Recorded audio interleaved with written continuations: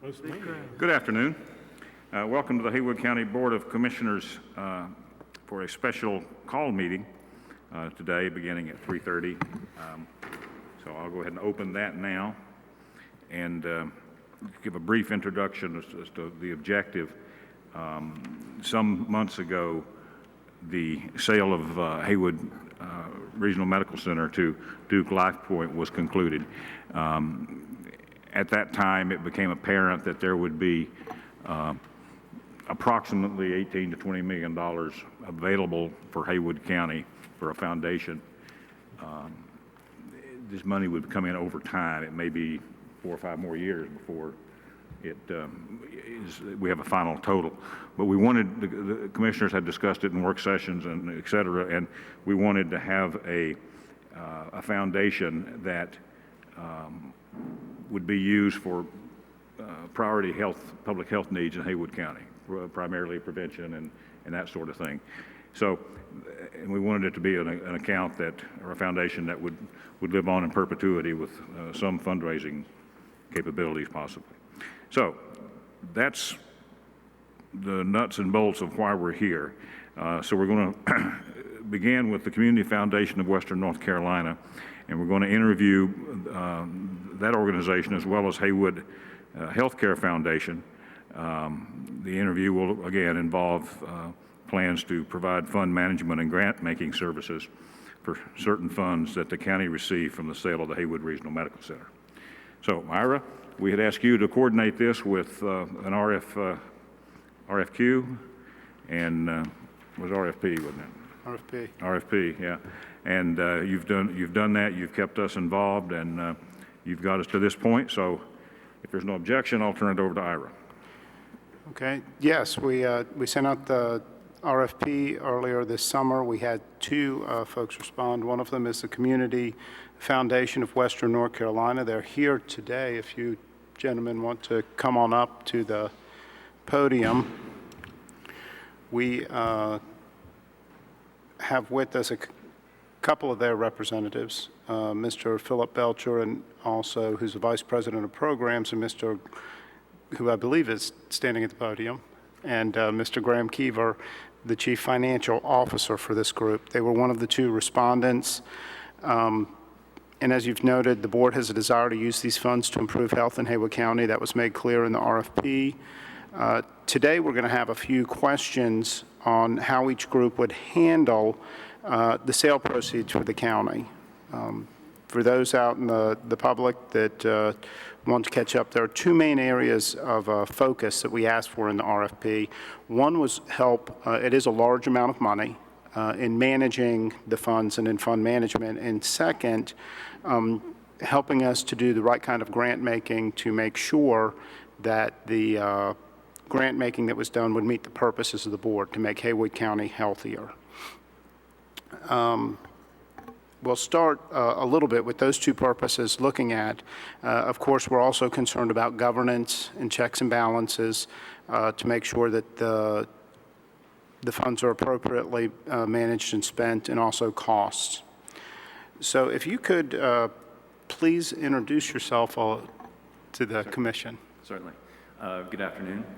I'm Graham Keever. I am the Chief Financial Officer at the Community Foundation of Western North Carolina, and I'm joined by my colleague Philip Belcher, who is our Vice President of Programs, and we're delighted to be with you today in support of our RFP response. Ira, I sent some slides over. Did those get distributed to the group? Yes. Okay. So I'm referring to these documents. Now, I understand the flow of today is about 5 minutes as an overview and talk about our work that qualifies us for this RFP, and then open it up to Q&A at that point. So as an overview, the Community Foundation of Western North Carolina was originated in 1978. We are a 501c3 public charity. We're based in Asheville, and our service area is the 18 westernmost counties of Western North Carolina. We are a manager of charitable funds. We manage more than $250 million in charitable assets, and those assets are held in individual component funds. And they run the gamut from donor-advised funds to charitable trusts to field of interest funds to grant-making funds. Some of you may be familiar with us through our grant-making activities. We're a prominent funder in Western North Carolina, and last year we distributed almost $19 million in grants throughout the region to qualified organizations. We are, as I said, a manager of charitable funds, and so we're very comfortable and experienced in dealing with funds with different types of restrictions, different types of donor bases, different types of spending policies, and this is, in essence, all we do. And we have a significant amount of experience in managing funds similar to what's being discussed today, with a customized grant program and interacting with an advisory committee. In the packet of information, there's a slide that speaks to the structure of our investment program, and this helps to visualize sort of the way we're structured. All of the community foundation's investment activities are governed by an investment committee. And it is a group of 8 individuals that have expertise and experience in institutional investment management. And they make all of the relevant decisions related to all of our investment activities. We also work very closely with an investment consulting firm. And the name of that firm is Gerber Taylor Associates. And the role that they fill is essentially they do the analytical work and the back office sort of grunt work and helping to inform the decisions of our committee. So they'll do manager searches for us, do analytical studies for us, but at the end of the day, it's the investment committee's decision of how the investment portfolios are managed. And then sort of the third level there in this oversight structure is the individual investment managers that we hire to execute individual strategies for us, okay? And that's a whole lot of information distilled down into one page. But many of the organizations that choose to work with us in this capacity get some comfort through that structure being in place around the clock and 365 days a year. And it's one that we're proud of and is absent of conflict of interest. So I think I'm going to ask Philip to speak very briefly about some of our investment activities or the breadth and scope of our investment activities. Thanks. Thank you. Good afternoon. I'm Philip Belcher, the Vice President of Programs, and I'm going to speak just for a minute on our grant-making side, which was the sort of the second large set of questions that came in the request for proposals. As Graham said, last year we distributed about $19 million. That was a little high. On average, we probably are distributing about $15 million a year, much of which is donor advised. We have some discretionary funds, but we are very accustomed to sticking very closely to donor intent. We take that seriously. We have a fiduciary duty to award grants in the manner that's dictated by the fund agreement, and so donor intent is sort of at the heart of everything we do. We have 12 competitive grant programs, and most of those grant programs have geographic restrictions. One of the issues that came up in some of the questions that were forwarded to us was how we could assure you that the funds, if they were to become managed by the Community Foundation, would remain spent in Haywood County. And we do that all the time. Most of our funds have geographic distribution, some of them at the neighborhood level, some at the city level, some at the county level, some at multi-county, and some in the entire Western North Carolina region. So that's something we're very comfortable with. We also work with 15 advisory committees. I know that the advisory committee structure is one of the things that you are interested in pursuing, and some of that was in the original RFP, but we do that frequently. And we also have some specific experience in an advisory committee that has deep involvement with a government agency. So we're familiar with how this might work. I also wanted to let you know that our staff has significant experience working with health, what we call health legacy dollars. In particular, that's my background. Health legacy dollars are essentially assets that come from the sale of a hospital, which is just what happened here. For 12 years, I was the CEO of the Mary Black Foundation in Spartanburg, which got its entire corpus from the sale of a hospital in Spartanburg. We worked in only one county, as is the case here, and I worked intimately with a volunteer board to help develop criteria for grant making, evaluation of grants to make sure that the money was being spent as it should be spent. Our focus also was on prevention, much as it seems yours will be. So I wanted you to know those things about our grant making. We understand that the choice you're making is dictated by what's best for the communities and people of Haywood County. I certainly hope we have a role in that, but at the end of the day, what's best for the people here is both of our charges. Thank you very much. Okay.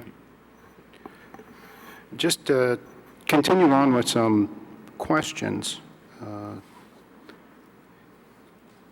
And I've forwarded some of these questions to you ahead of time, so just a chance to talk with the board about them or elaborate on what you've sent.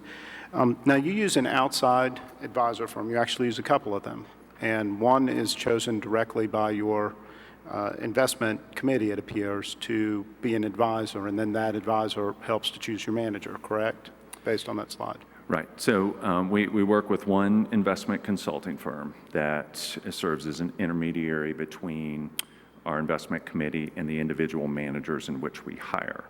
Okay, so we work very closely with them to help arrive at strategy and also helps with implementation. So How'd you choose them?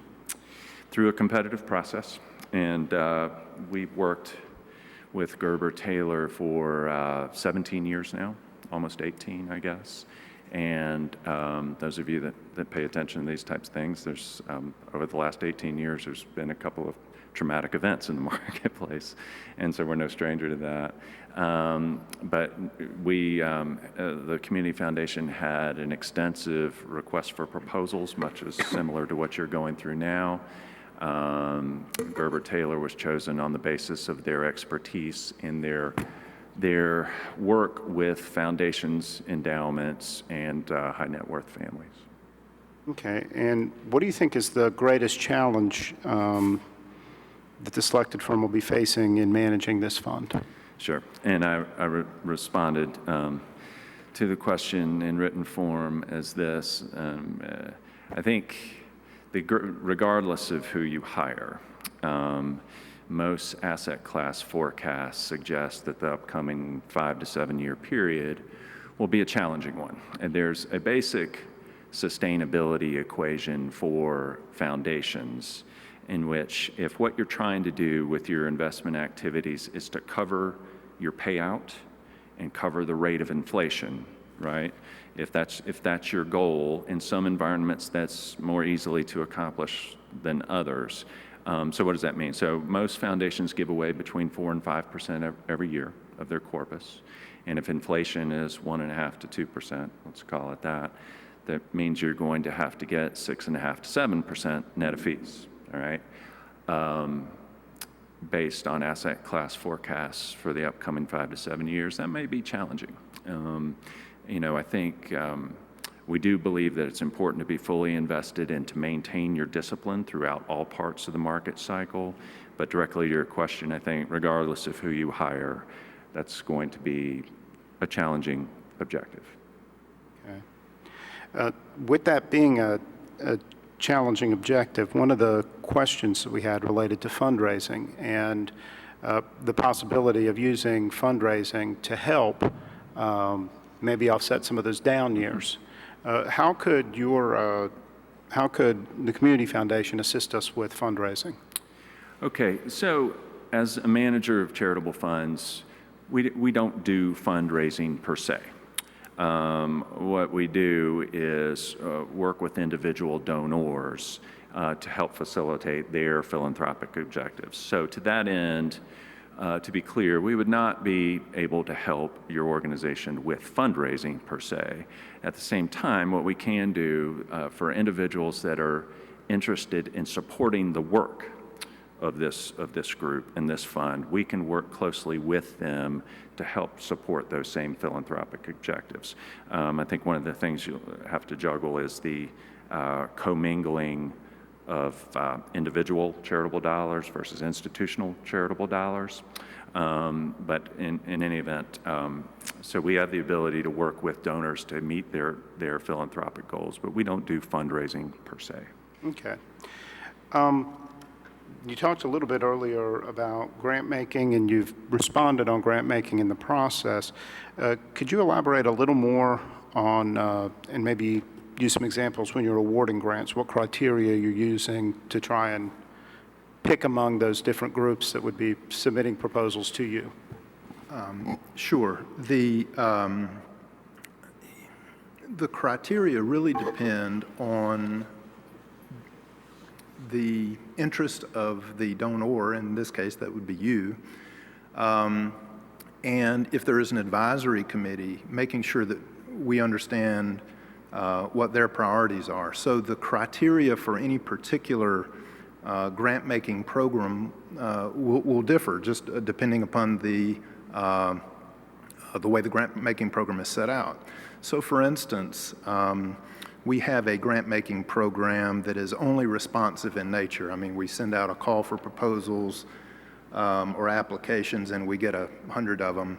And for that program, knowing how much money is available to spend each year and knowing that in that particular case we're trying to cover 18 counties, our criteria will be things like, well, because this fund holder said they were interested in poverty issues, then one of the criteria is going to be that any application coming to us has to deal with issues of poverty. We also know, because of the amount of money that fund holds, that the maximum size of grants, given the fact that we want to cover 18 counties, is $20,000. That would be a very different set of criteria than the criteria that might come from this fund. But it depends on how much is available to spend, when it's available, what your real interests are and what the advisory committee's real interests are in terms of prevention. How do you define prevention, for instance? It seems easy enough. Some people, for instance, will say that if you, let's say your interest is diabetes, it's not particularly, but let's just say it was, then some people call prevention, well, once we find you and we know you are diabetic or disposed to be diabetic, then we can intervene. Some people call that prevention. Other people say, oh no, that's not prevention, that's intervention. So we're only interested in that case in prevention that starts as children. So it really depends on what your advisory committee's real interests are, and that's what we would pay attention to. I mean, this is not a situation where you have staff coming in and dictating, well, you need to be doing X, Y, and Z. It's really a matter of our understanding what your priorities are and making sure that the grant-making program is built, and then the criteria would be built based on what you think is important for the people and communities in Haywood County. Okay, that does answer the question. Okay. Now, have you, once you have criteria built and you have advisory committees, you mentioned that you try and stick to what those said. Have you had any cases where you have not or followed the advice of your advisory committee in the 30 years of history that you're aware of? No. Donor intent is sort of the root of everything we do. The only instance when donor intent, specific donor intent, would not be followed, and this would be the case across all community foundations, is if the original intent were somehow incapable or illegal to be carried out. So for instance, we have funds that they're called designated funds, and they are opened specifically to fund a particular community organization. So let's say I opened a fund to, and the dollars from my fund were only to fund a particular free clinic, which was named in the fund agreement, XYZ Free Clinic. That free clinic goes out of business. It's now impossible for us to fund that. So what we would do in that case is fund something as closely identified with the original intent as possible. The fact that you're dealing with prevention and you're dealing with Haywood County, that purpose is not ever going to stop. So that's not a real concern. But if the purpose is capable of being done and it's not somehow illegal, then we follow the purpose of the fund agreement. Okay. Let's talk a little bit about governance. I know that the board at one point was interested in possibly being able to appoint members to the governing board. Could you talk a little about how your governing board works? Sure. So in our articles of incorporation and as mandated by best practices and as defined by national standards of community foundation, we can't have a standing appointment from any entity. So we have a defined nominating process in which we seek regional representation and also the appropriate skill sets to be represented on our board. So we can't commit to having a standing position. If the commission is interested in making suggestions, we're willing to entertain those suggestions, but we can't hold a spot per se. Okay. And let's go down to the investment level. Would you say that holds also at the committee levels below the governing board? Yeah, same answer, but a little bit different. Factors involved in our investment committee are the level of experience and expertise, as well as the committee size. Our foundation is one that has sort of gravitated to a operating model at the investment committee level that smaller committees are somewhat more effective. Again, if the commission is interested in making a recommendation of a qualified individual, we would certainly consider that, but we can't commit to a standing position. Would that be something, any control or governance, would you suggest that'd be something to handle at the advisory committee level No. on this specific fund? You mean the recommendation of someone? No, I mean, you've said that based on best practice, I don't want to misquote you, that on the investment side, on the governing committee, the overall governing committee for the community foundation, that there would be no standing committees. And then at the next level, where you have an investment committee that's looking out for all of them, there would be no standing appointments. But on the advisory committee level for this specific fund. Oh, I see. Yes, that is I mean, again, that would be set out in the fund agreement, but for instance, we have a fund that makes grants in Haywood County called the Pigeon River Fund. You may know that fund. Those, the document that set up that fund specified that the Department of Environmental Quality actually approves all of those members. We have another fund down in Rutherfordton, and specific people are named, positions are named to serve on an advisory committee. So at the grant-making advisory committee level, there could be some seats reserved for appointees or something like that. You would want, obviously, to make sure that that group is going to feel independent enough and have enough expertise on it for the kinds of subject matter that you're trying to deal with that you wouldn't want to stifle that, but you could certainly have an appointment process for the advisory committee, sure. Okay. Let's talk a little bit about costs. So in your RFP response, you list some costs. Could you just basically talk to us a little bit about the costs that and how you factored those in this? Sure. So our fee proposal to this group is based on our experience in managing funds that have the entire suite of services that your request for proposal encapsulates. So in other words, an advisory committee, a customized, separately managed grant program, as well as the investment management, the stewardship, and all of the record keeping and reporting that comes along with that. And we initially based that amount on, I think we were quoted at 1.15 million. I understand that's a loose figure. And so our response to that was, rather than give a straight percentage of market value response, is for the first 3 years, and for customized grant programs, those are pretty labor-intensive years. We gave a proposal of $100,000 annually, and that would include the staffing of the grant program at the community foundation level, as well as all the administrative work that goes on behind that.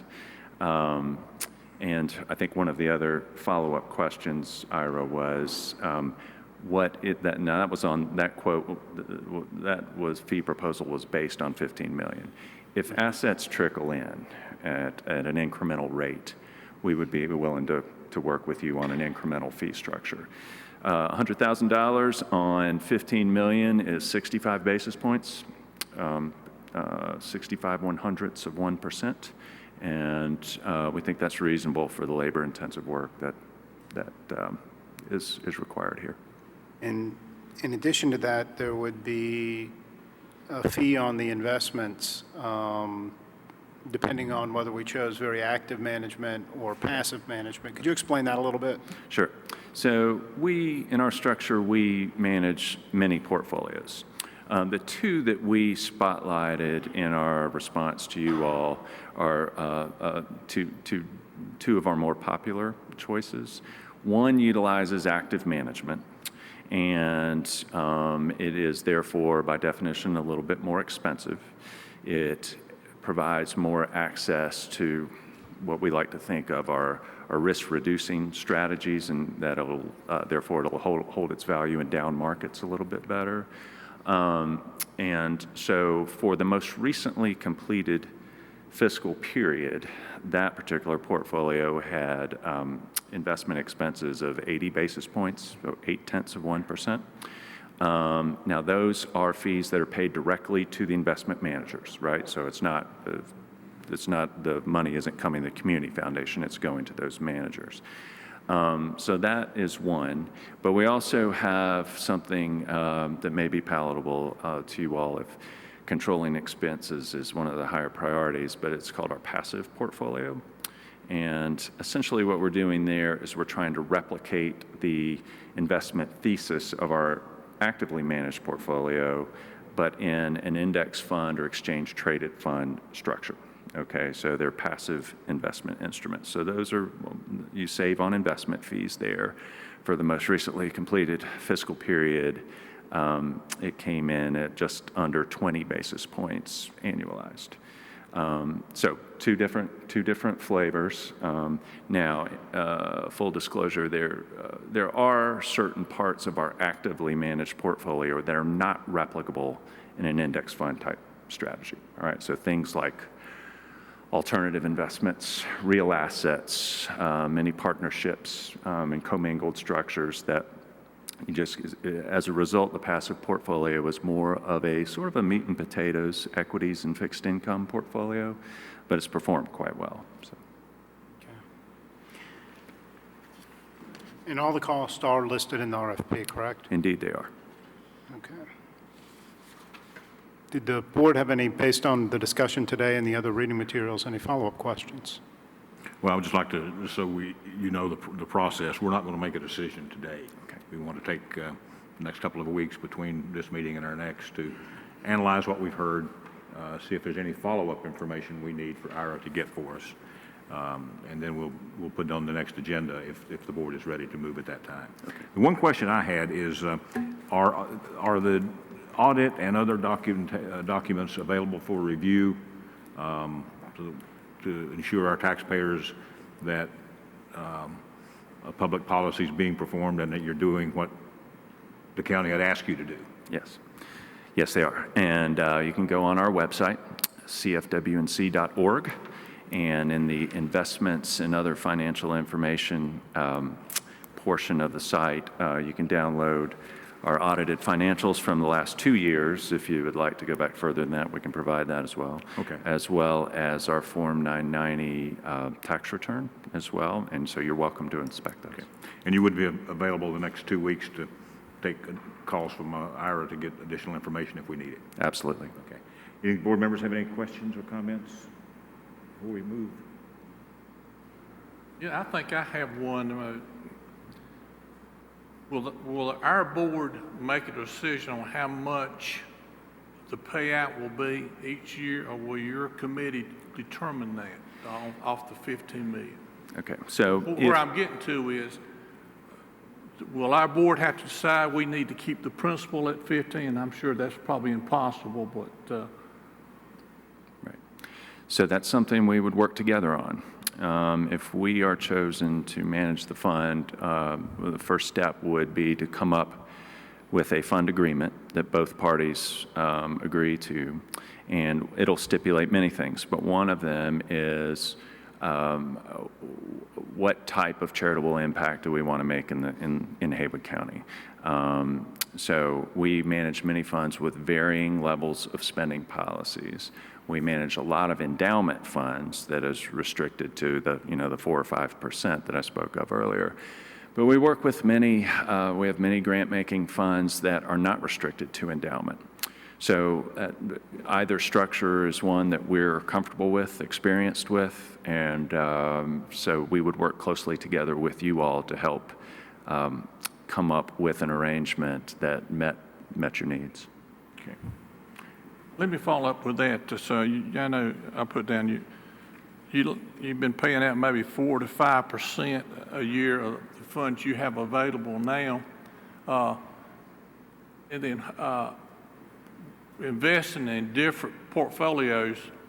You're talking about what, 4 to 5% increase in funds? Am I correct? Did I read that correctly?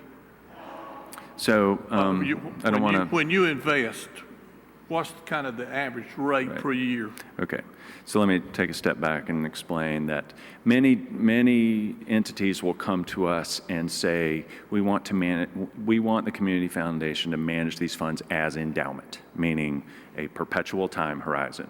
Okay, it's going to exist forever. And in those cases, our stated spending policy is 4.5% of the average market value of the fund over a trailing 16-quarter period. Okay, so that's meant to not eliminate, but reduce the level of volatility, right? If you use a moving market average. But we also work with entities that don't want to restrict their funds to endowment. We have one prominent fund that's listed on one of the attachments that has a finite life, right? That says we want to spend this fund down over a 25-year period, okay? And we've crafted a fund agreement that embraces that. So it's we'd work together with you to find out what you wanted to accomplish and then put it to work for you. I was wondering, I've got a couple questions. How many companies do you use for asset management? Is it just one? Or do you? Well, let's put it this way. We use one consulting firm, right? But then in terms of the individual firms that are actively managing portfolios for us, we have 12 different portfolios, and in each of them are multiple firms that we hire. So for example, one of the portfolios that we spoke of, our actively managed fund, the multi-manager fund, it has more than 25 individual managers. Okay, so we're rather complex in that regard. You diversify. We do. One of the guiding principles of our investment program is we fully embrace the theory of full diversification. Then, overall of your managing assets that you've been involved with, your community or the foundation, what year was the lowest return and what was that percentage, and what was maybe the highest return and what year was that and what was the percentage? Or can you say? I can say. I think everyone here remembers 2009. Yeah. You know, we're not immune to that either. And so, yeah, we were down more than 25% that year. Most everyone was. But we're big believers in maintaining your discipline. So down markets are going to happen. We're big believers in sticking to your knitting and staying to your core competency. So we took our lumps in 2009, 2010. We've made that money back since then. We've had in the early 2000s, we posted returns over 20%. So it's a function of the markets. Okay. Michael? Yeah, I just, when we were talking about expenses, I heard 20 basis points, 65 basis points, and 80 basis points.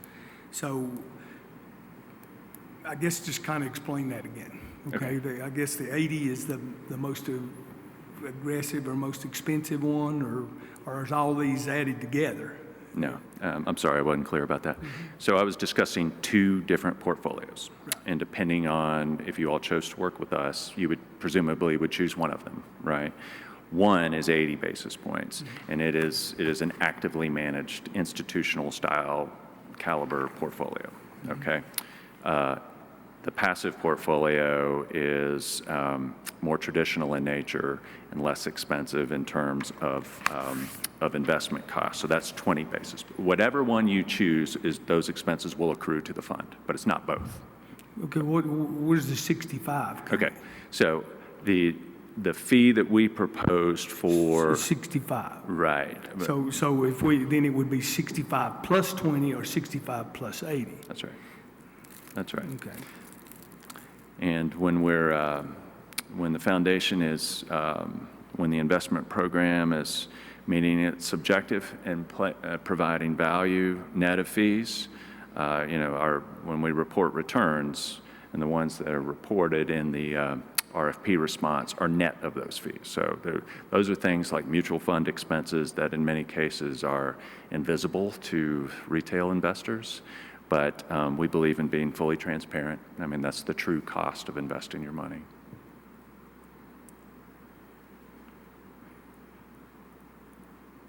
Okay, we're just about on schedule, looks like. Do you have anything you'd like to add? We appreciate the opportunity, and we'd be glad to speak with you more in depth, or if you have additional questions, be glad to follow up. I anticipate there'll be follow-up questions. Okay, So. good. It's good to be with you all today. Thank you very much.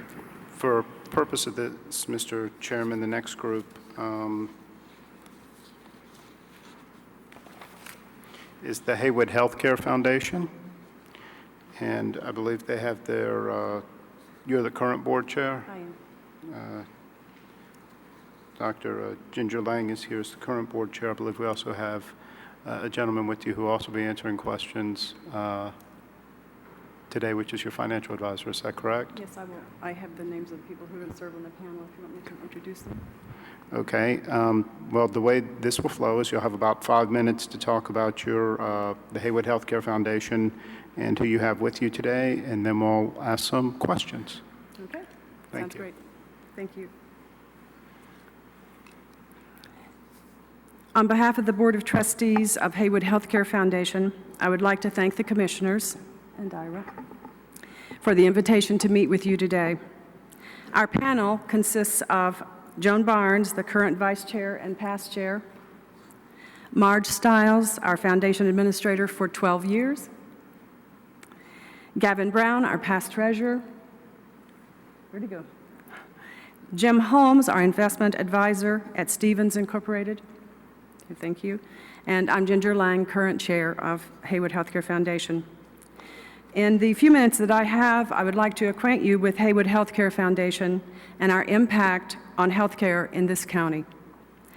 Haywood Healthcare Foundation follows the 200-year tradition in Haywood County of taking care of our own. We serve the healthcare needs of Haywood County exclusively and have done so for almost 40 years. Our foundation was formed in 1978 as Haywood County Hospital Foundation. Then in 1997, we became Haywood Regional Medical Center Foundation and served the hospital until it was sold in 2014 to Duke LifePoint. Since 2014, the foundation has served as Haywood Healthcare Foundation, keeping the same board of trustees, investment strategies, annual fundraising events, retaining our broad base of sponsors and donors, and committing the foundation to our mission, which is to improve the health status of Haywood County, its individuals and families, through educational programs, grants, scholarships, and leadership opportunities.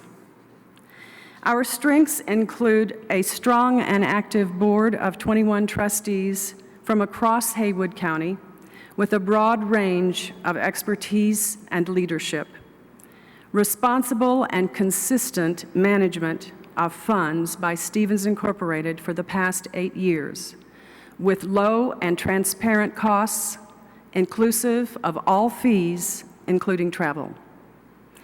Decades of experience in managing 3 funds, the Endowment Fund, 25 years, the Scholarship Fund, 26 years, and the End of Life Fund, 26 years. An annual audit which consistently reports no material weaknesses. Demonstrated fundraising ability. Between 1991 and 2014, the HRMC Foundation contributed approximately $13 million to HRMC for facilities, for renovations, and equipment that improve the hospital's capacity to serve the residents of Haywood County. Since 2014, Haywood Healthcare Foundation has contributed $248,000 to the healthcare needs of Haywood County residents, funding $81,000 in Health First community grants, $75,000 to Good Samaritan Clinic, $28,000 to purchase AEDs for Haywood County law enforcement vehicles, once we discovered that they had none. We have funded scholarships for HCC nursing students and high school students seeking careers in a medical technical field. We've also provided $10,000 for mammograms and follow-up procedures and funded music therapy for the homestead and local nursing homes. Haywood Healthcare Foundation has established vital community sponsorships, over the past 38 years with Haywood Regional Medical Center, with both local newspapers, our local banks and credit unions, all 3 golf clubs, as well as with Harrah's Cherokee Casino and Resort. The foundation has also forged strong partnerships with many other community, nonprofit, and government agencies through grants and coalitions. We formed the Drug Abuse Coalition with all branches of Haywood County law enforcement. We have made grants to 25 local small nonprofit agencies. We are currently partnering with the Health and Human Services Agency on a community-wide project called Birth to 5, which will provide comprehensive services to women and children from the time of pregnancy through the child's age of 5 years, all coordinated through the HHSA offices. Haywood Healthcare Foundation has a 25-year history of raising and dispersing charitable funds within Haywood County. We have a strong organizational infrastructure. We have a network of community partnerships and coalitions with stakeholders in healthcare, including law enforcement. We have deep community knowledge, credibility, and well-established relationships. For 25 years, we have hosted the 2-day Golf and Gala. This year was our 10th anniversary for the Power of Pink, with the proceeds going toward mammograms and follow-up procedures for underserved Haywood County women. Since 2007, the foundation has provided over 1,300 mammograms and follow-up procedures to over 800 women and raised awareness of breast cancer. We invest in our youth and future workforce through scholarships in nursing and medical technical fields. We support healthcare priorities as outlined in the Community Health Assessment. We address diverse healthcare needs across all age groups. And we have a vital base of sponsors, donors, and volunteers. Should you choose Haywood Healthcare Foundation as the steward of the remainder funds from the sale of the hospital, these funds will be utilized to improve the health of our county citizens for generations to come. Haywood Healthcare Foundation is committed to taking care of our own through partnering with community agencies to advance the health of all Haywood County residents. Thank you. Mallory? Yes, we're going to look at a couple of different main areas that the RFP covered and these things cover. One, we're looking for a couple of basic services. Fund management on the one hand, the management of the fund, and two, the grant-making side of things. So today we're going to talk a little bit about both of those. We're also going to talk a little bit about governance, a little more in depth, and also the costs. So whoever you want to come up and answer questions, we'll start with a little bit of fund management questions.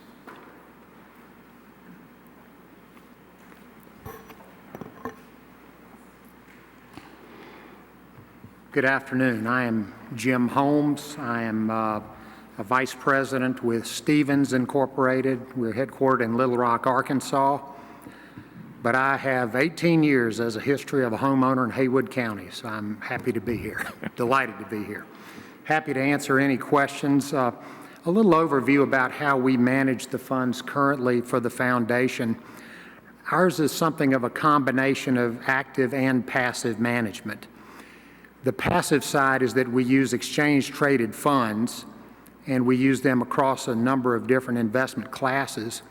But the active part is that we constantly update the portfolios and change within a pre-prescribed range, which allows us to take advantage of circumstances in the market, or should things go in a bad direction, to become a bit more defensive and protective of your assets. So while we are using funds that are passive in nature, that is a big plus, because if you do any research at all, you'll find that over the last 15 years, this less than 10% of all active mutual funds have outperformed their benchmarks. So by using an index that's benchmark related, we feel like we will outperform the vast majority of mutual funds and external managers. And all of this can be done at a very low cost. I believe we put our cost breakdown in the RFP, and that is our total cost. We don't charge for custody or a consultant or outside managers or trading or reporting, anything. And it gives me 4 good excuses to come back up here and meet with you folks. I live full-time in Winston-Salem, but we enjoy our time at our home up here. So I don't think I've ever turned them down when they've asked me to come up and make a report. But that is sort of a quick overview of who we are and our cost structure, and I'll be happy to entertain any questions. Okay, thank you. We may also have some questions. One of the questions I had was actually, how were you selected? And someone from the board may want to answer that question. Okay. Good afternoon, Gavin Brown. Appreciate the opportunity to talk with you today. Back about 8 years ago, when I became a member of the board, we were actively looking for an investment counselor for the foundation. We interviewed 5 people at that time, various types of entities, Wells Fargo and other entities. I knew Jim just personally because he was investing some money that I held as a trustee for a scholarship, and I also know Jim personally just from living up here. He made a presentation to our board at that point in time, and and along with the Investment Advisory Committee, agreed that the ETF type of investment fit our needs better than anything else. Low cost, very transparent, very easy to understand. Last year, we again reviewed our investment policy and reviewed the committee or the companies that would likely provide service. We invited several of them to make presentations. And again, it was decided by the advisory committee, the investment committee, and then presented to the board that we would continue doing business with Mr. Holmes in that type of investment strategy. The one thing I can tell you about Jim, though, is that he and his company are very hostile, agile, and mobile. Now, those are terms that I like to use in football, and that's what I like to use in my investment philosophy, too. He can quickly adjust to anything that needs to be done. If the county or if the board decides that they would like to employ another strategy, I'm sure that we can discuss that with you. But at this point in time, we have chosen to stay with Jim and his firm and to use that type of investment philosophy going down the road for our funds. What we may do with your funds when you choose to select us may be different, and we're willing to discuss that, and Jim is also at that point in time. Any follow-up that I can provide for that? Sure. While you're here, let's talk a little bit about how the funds perform. And a little conversation happened earlier. Would you be willing, or this organization willing, to do specific fundraising to help maintain the size of the fund? As pointed out by Ginger, I think it's our board's position that fundraising was, in fact, our major source of income for a long time. We've received some endowment funds. We have over $1 million in our general endowment fund and about $200,000 in a scholarship fund, and the end-of-life fund is about $60,000. But we are actively always in the community raising money, and that's the key component for our success. As far as your funds are concerned, those, of course, would be more of a passive activity, but we're going to be out there on the front lines day to day doing business with the people here in the county, and that's who we are. We're sort of your local player, folks. We're here. We're a part of this community. The board is here today. I think we have about half of the Board of Trustees here with us today. So what you see is what you get. You've seen us for 25 years, and we're going to be the same group going down the road. We're willing to work with the county in any way we can to advance the unmet needs of Haywood County citizens, and I think that's our primary goal.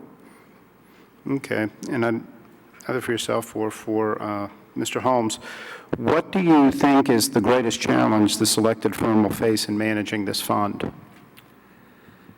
Well, I think the greatest challenge as we look forward will probably be the external economy. When we consider where the U.S. economy is at this point, and also looking at the global economy. And these are things we take into consideration as we make recommendations for the balances within the portfolio. But I think as we look down the road and the challenges of the U.S. economy going forward, we have a huge deficit that we have to deal with. We have a huge pension debt as a country that we have to deal with. So these things are going to be a little bit of a damper on returns, I think, over the next 5 to 10 years. What that does, I think, is make it even more crucial to have your funds managed in the most economical fashion possible. I mean, obviously within reason and with reasonable performance.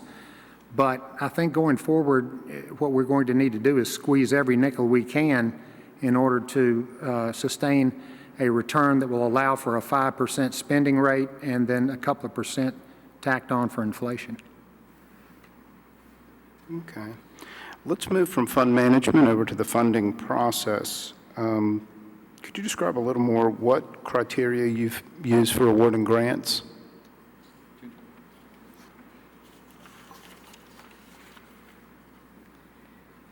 The first thing that we would do, of course, is that we do have a grants committee.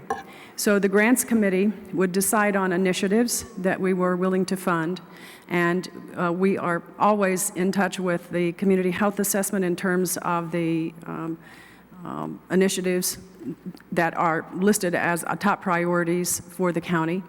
For instance, for our next grant cycle, which we'll be doing it toward the end of this year and throughout next year, we are addressing the top 3 priorities, which are tobacco drug use or drug abuse, mental health, and chronic illness. So when we, as a committee, decide on the initiatives, then we take that recommendation to the board. The board then, or take it to the executive committee, and then from there to the board. And once the board approves that, then we can send out RFPs, requests for proposal. In past, what we've done is publish that in the newspaper so that any of the nonprofit agencies, government agencies, and schools can respond. When we sent out our RFPs the last grant cycle, we had 42 applications. We had no idea that we were going to get that kind of response. So once we have the request for proposals out and then we receive the applications, as a committee, we review those applications. We can make site visits if we need to do that, interview the person who is in charge of that particular grant process, and from there then the committee meets and reviews all of the proposals and makes recommendations to the board, to the executive committee, and from there it goes to the board for approval. And then following that, we make the announcement, of course, to the people, to the groups who have received approval, and there is also a grant agreement that we have. If you want to see that, we have both copies of the grant application and the grant agreement. And the grant agreement basically states that they have to follow the budget that they have submitted. There are some statements in there about the marketing that we want some credit for if they're doing marketing that has to do with the particular grant. We ask for quarterly reports, we ask for a final report, and then we monitor their progress over the period of time of the grant.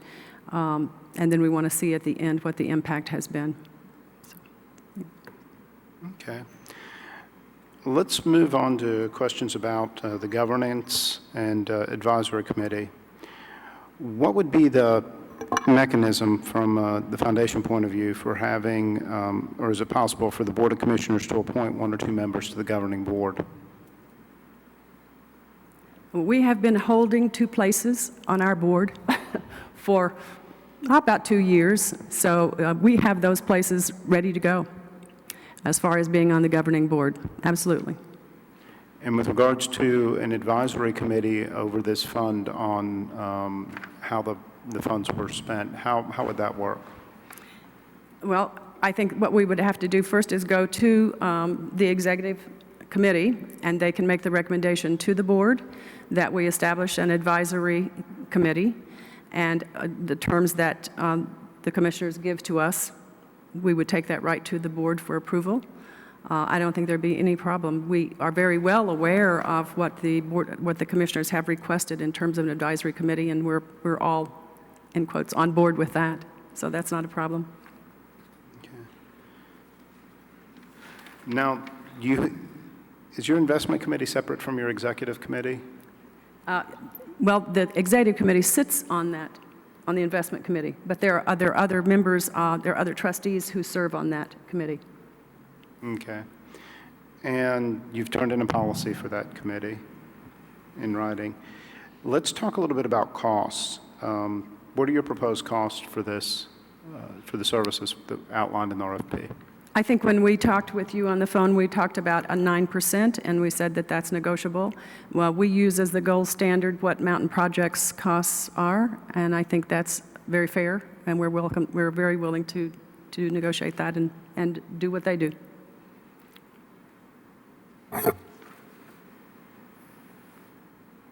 And are you talking about from the income, or are you talking about from the... From the earned income? Yes. From the earned income? Yeah. Are all of your costs listed in the RFP? As far as I know. Okay. And so you are willing to negotiate on administrative fees and other costs? Yes. Okay. If the board has any follow-up questions. Michael, start your end this time. Of course, I think you all are very much aware that we're all concerned about the cost because we want to be able to, have as much available as possible.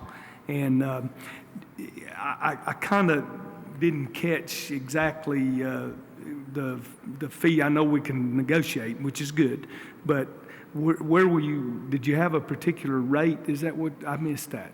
Yes, sir. Basically, what it would be like the other example, like from Mountain Projects, for instance, that it would be, say, 9% of earned income. Okay, that's not of the amount. Absolutely not. It's just the earned what it makes. Yes. And then, if I'm not mistaken, did I see on their side it's a what was the fee? It starts here. We have a tiered structure that is, I believe, on page 16 and 17 in the RFP. Okay. But it's staggered depending upon how many assets are under management. Mm-hmm. We would start out, it would be on the first 500,000 would be 90 basis points. The next 1.5 million, 70 basis points.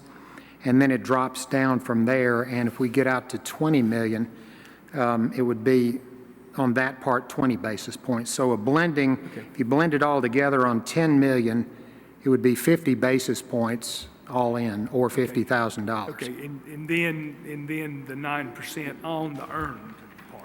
9% on the earnings of the investments. 50, Yes, 50 basis points on approximately 10 million. that's And right. if it was more, then it'd be less. Yes, if we get to 15 million, we drop that to 47 basis points. Okay. And if we get to 20 million, we drop it to 45. Okay. Kevin? How many members do you have, Gavin, on your board? We have 21 currently. Okay, now Well, those actually, are- we have some people going off and on, but we're under our bylaws, we have 23 positions, 24, excuse me, 23. We're trying to keep it odd, and we've reserved, as Ginger pointed out, 2 for the board if they chose to have funds transmitted to us, so that you would have an active say. I understand the political problem that you have. You can't have 3. I mean, that's because then you'd be meeting as a board, and Mr. Killian wouldn't let you do that on a regular basis. So we're holding 2 positions and have since the sale for your presence on our Board of Trustees. And in fact, you see about half the board here today. Most of these people you know. That's the convenient thing that we provide to this process, is that we are sort of a local group and we are ready to start this process. One of the things we were talking about are indirect cost. At this point in time, we're at the hospital. If these funds were transmitted to us and we were working with the county on a daily basis, we might like to work in one of your facilities, and then your indirect costs go down. If you got space, we'll be glad to provide it or take it. I mean, that's the kind of relationship we're trying to build with the county at this point in time.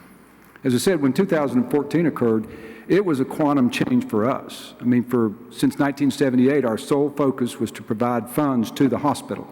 And at their beck and call, we did $13 million. Now, we decided after that event that we wanted to continue on providing services to the folks in Haywood County, and we're going to be there regardless of what your decision is. That's important to us, that we've chosen to stay active. We're involved in fundraising. We're involved in the community, and we're going to be here tomorrow and the next day and 50 years from now. What are examples of your fundraisers? You know, this is being televised. Well, the 2 biggest ones we have, of course, the gala event, and then the Power of Pink, and then Casino Night, which we had at Laurel Ridge just a couple of months ago. And that money was dedicated for particular purposes. And we typically like to, up front, when we have a fundraiser, let the people know what we're raising money for, but if they choose undesignated, then we'll put it in that. So we usually have 2 or 3 defined purposes that we're raising funds for. And then I was curious, how many asset managers does Stevens use for their, for the funds? Okay, the way that works, we have approximately 16 exchange-traded funds that we can choose from, and depending upon the model or the models that are approved for investment, we might use as many as 10 to 12, okay? And the way that works, the way it has worked with the foundation is we talk with the investment committee and we agree on a series of models which, will be conservative to a little more aggressive. And so all of those are done with exchange-traded funds. So we are the only manager per se, and our back office and the people that oversee this are the ones who are selecting the ETFs and the weightings depending upon market conditions. So there's no external fee for any additional managers. Oh, okay, thank you. I don't have any questions. Anything that any of the board members would like to say to us? I'd like them all to stand. August group of people in October. I mean, that was said today. I want to thank them for being here today and supporting this endeavor. This board is an active group of people. They involved in the process. So when the county does something or makes a decision, you know that local folks are going to be taking care of local business. And we appreciate that opportunity. Thank you, and thank you for coming. Thank you. we've been taking a very deliberate process over some months, if not more than a year now, because it's, sometimes you only get one bite of the apple, you know, and when you're dealing with public money, I think that becomes paramount. As we discussed early on, when the sale became apparent, and I talked with some of the commissioners about it, that was my goal personally, was to make sure that at the end of the day, the money that was generated from the sale of this hospital stayed in this county and was used for the county, for the benefit of the citizens, because they're the ones, at the end of the day, who paid for this. I mean, that's really what happened. It was built with people's money, and that was my goal, was to make sure that the people of Haywood County benefited from that down the road. And I think it's even a more specific benefit. It's health-related. And I think I'm sorry, that's important. I thought that was spoken, unspoken, but obviously that was This what is an our intent was. asset of the Haywood County Yes. people. Yeah. And we want to protect that asset. And then by protecting that asset, then use the benefit from it to continue to make our county healthy. I expect this endowment to be around here in 1808 or 1908 and 28 and 3008 and 100,000 years from now. I do. Thank you. It's a legacy in a lot of ways. So you may have heard me mention to the other group that we're not going to make a decision today. Oh, I didn't expect that. We're going to just think about it a little bit, think about what we've heard. There may be some follow-up questions that Ira would have, and who should he direct those to? To me. To you? Okay, Ginger. I thank you so much for the opportunity to be here today. Okay. Thank you. Thank I you. appreciate your service. No matter what happens, we still love you. Yeah. Thank you all. Thank you. Any comments or questions from board members? Yeah, I just would like to add that along with those interviews, there was 26 questions that were submitted, and both the Community Foundation and Haywood Healthcare Foundation responded to those. So I don't want the folks out there just to think that we're going only on the basis of those answers. We have an extensive amount of information regarding both of the foundations that we're reviewing. That's very good point. Very good point. And we'll continue to solicit feedback as board members come up with something. We'll need to probably have the last questions to Ira by next Wednesday so that we could be ready for the next board meeting. Okay, at this point then, I would entertain a motion that the special call meeting be adjourned. So moved. Second? All in favor say aye. Aye. Okay, we are in adjournment awaiting our next meeting.